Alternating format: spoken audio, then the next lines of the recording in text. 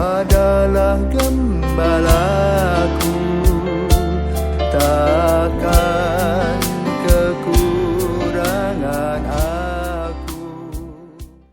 Saudara-saudaraku terkasih, selamat pagi, selamat Paskah, salam jumpa lagi dalam Sabda Siap Saji Senin 5 April 2021, Senin dalam Oktav Paskah.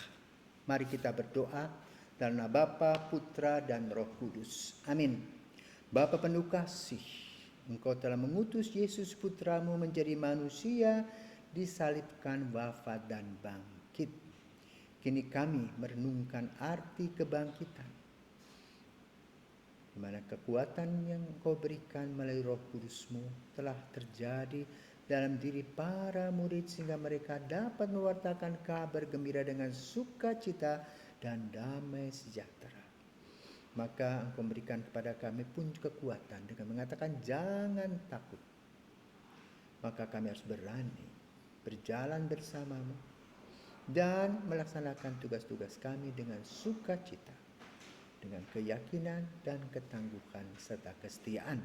Maka berkatilah kami semua demi Kristus Putra-Mu dan pengantara kami kini dan sepanjang masa. Amin. Tuhan bersamamu dan bersama rohmu. Inilah Injil Yesus Kristus menurut Matius. Dimuliakanlah Tuhan. Matius 28 ayat 8 sampai dengan 15. Pada waktu itu perempuan-perempuan pergi dari kubur diliputi rasa takut dan sukacita yang besar. Mereka berlari cepat-cepat untuk memberitahukan kepada para murid bahwa Yesus telah bangkit. Tiba-tiba Yesus menjumpai mereka dan berkata, "Salam bagimu." Mereka mendekatinya, memeluk kakinya serta menyembahnya. Maka kata Yesus kepada mereka, "Jangan takut. Pergi dan katakanlah kepada saudara-saudaraku supaya mereka pergi ke Galilea, dan di sanalah mereka akan melihat aku." Ketika mereka masih di tengah jalan, datanglah beberapa orang dari penjaga makam Yesus ke kota dan memberitahukan segala yang terjadi itu kepada imam-imam kepala. Dan sesudah berunding dengan kaum tua-tua, mereka mengambil keputusan lalu memberikan sejumlah besar uang kepada serdadu-serdadu itu dan berkata, "Kamu harus mengatakan bahwa murid-murid Yesus datang malam-malam dan mencuri jenazahnya ketika kamu sedang tidur. Dan apabila hal ini kedengaran oleh wali negeri, kami akan berbicara dengan dia sehingga kamu tidak beroleh kesulitan apa-apa." Mereka menerima uang itu dan berbuat seperti yang dipesankan kepada mereka. Dan cerita ini tersiar di antara orang Yahudi sampai sekarang ini. Demikianlah Injil Tuhan, terpujilah Kristus. Saudaraku terkasih, Yesus ini sudah disalibkan, sudah wafat. Kebangkitannya melahirkan intrik-intrik. Di satu sisi kita mendengar orang berlari-lari, para wanita berlari cepat, ya, dan diliputi rasa takut dan sukacita. Takut kenapa? Takut ditangkap serdadu. Karena apa?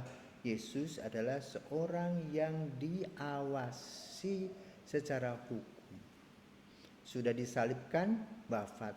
Biasanya kalau orang biasa setelah meninggal sudah ditinggal, tidak dijaga. Ini dijaga karena khawatir bahwa jenazahnya dicuri murid-muridnya.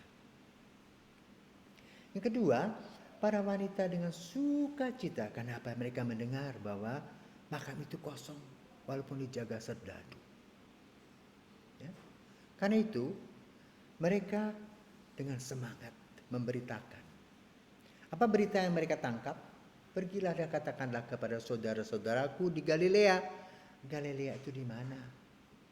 Kira-kira kalau di Bali ini, di Denpasar dengan Bedugul. Kenapa? Bedugul itu danau Galilea adalah tempat Petrus dan kawan-kawan, tempat Yesus menyemaikan panggilan mereka. Diundanglah para nelayan itu, didampingi, diajarkan dan dibuktikan. Dan merekalah orang-orang yang akan melanjutkan karya kasih Yesus. Di Di sana Yesus akan berkunjung. Tetapi di lain sisi kita mendengar para serdadu ketakutan.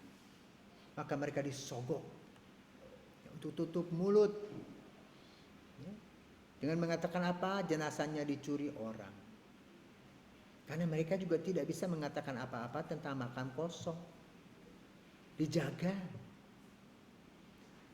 Kalau mereka ditanyakan, para serdadu itu tentu ketakutan. Karena mereka tidak dengan serius menjaga Yesus. Bahkan mereka kelihatannya ngorok tidur. Maka mereka, para pejabat agama ini, nyogok. Nah, saudaraku terkasih, ada dua hal di dalam Injil pada hari ini. Di satu sisi, para wanita mewartakan kabar gembira dengan sukacita, dengan kepolosan, dengan apa adanya. Dan mereka melihat ini sebagai rahasia Tuhan. Tapi di lain sisi, kita sebagai manusia daging yang punya kuasa, punya harta, menggunakan intrik-intrik. Takut kekuasaannya jatuh. Takut pengaruhnya hilang. Maka berbagai macam cara dicari. Bahkan nyogok pun bisa. Dan ini yang biasa kita buat. Kalau kita berbuat jahat, berbuat salah, pasti kita nyogok supaya orang tutup mulut. Lalu sekarang bagaimana kita mau memilih yang mana? Apakah kita mau memilih sikapnya para wanita itu yang dengan kepolosan hati, dengan sukacita mewartakan kabar gembira, atau mengikuti para serdadu atau orang yang menyogok tadi? Siapa yang akan menang? Ternyata kalau diperhatikan, ya, dalam Injil pada hari ini, bacaan pada hari ini, di mana kemudian mereka berkumpul, Roh Kudus turun atas diri mereka, atas diri para rasul, dan mereka mendapatkan kekuatan. Dan itulah kekuatan gereja. Hidup di dalam terang roh. Sehingga kegelapan yang menghantui selalu datang berkeliling untuk menjatuhkan gereja tidak pernah kesampaian.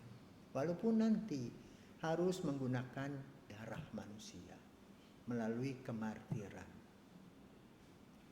Karena itu kita belajar pada hari ini. Belajar pada wanita-wanita itu yang dengan kepolosan. Dengan kepolosan memang kita tidak mendapatkan apa-apa secara material, tetapi mendapat kepuasan batin. Dan itulah iman. Bukti iman adalah percaya. Bukti iman adalah melaksanakan kasih. Bukti iman kita mendapatkan damai dan sejahtera serta sukacita. Maka jangan takut apa yang dikatakan Yesus itu benar.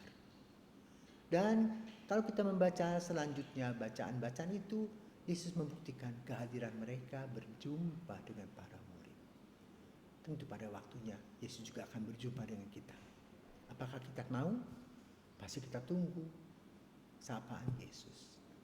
Semoga perayaan Paskah ini membawa kita dalam perjumpaan dengan Yesus, khususnya pada masa COVID ini.